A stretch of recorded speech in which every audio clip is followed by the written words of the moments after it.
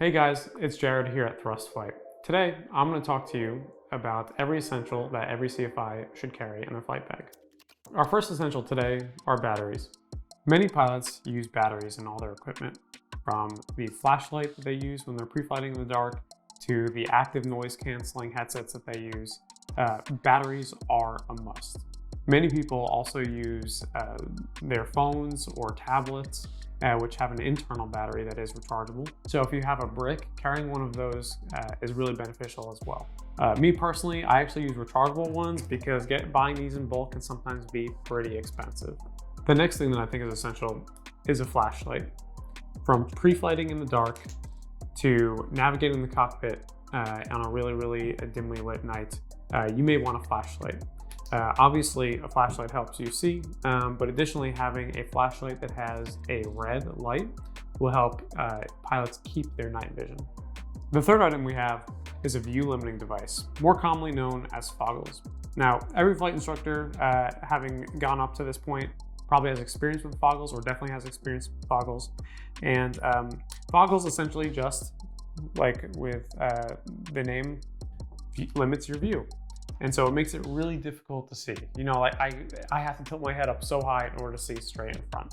What we're trying to simulate here is that we're flying in the clouds and we're flying solely by reference to our instruments. And I can't tell you how many times I've trained a student, we get in the airplane, we're about to start up the engine, and they're like, I forgot my Foggles. So it's always good to have a spare set. Our fourth item here is an iPad. Okay, and this iPad is really beneficial to have for just numerous reasons. Many of our instrument students use an iPad as an electronic flight bag, and within that they have many resources at their disposal. So they have regulations such as the FAR aim that they can access in here. They have something known as Flights, which helps them navigate in and out of the clouds. They have their POH, which is essentially their operating handbook in order to operate the aircraft that they fly.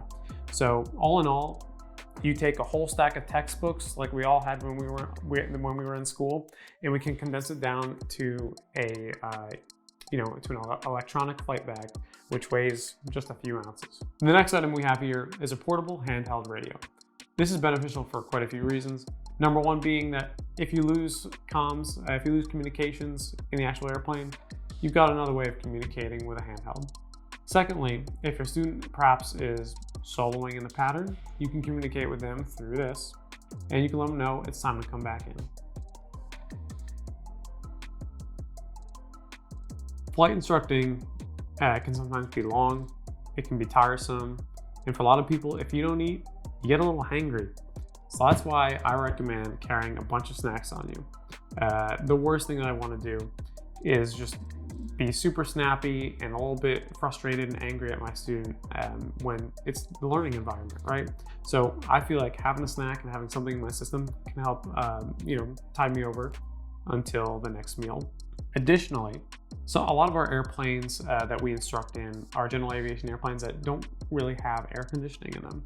So needless to say that they can get really hot. So it's really important to carry a water bottle with you so you stay hydrated. Well guys, now you know what I carry in my flight bag as a certified flight instructor.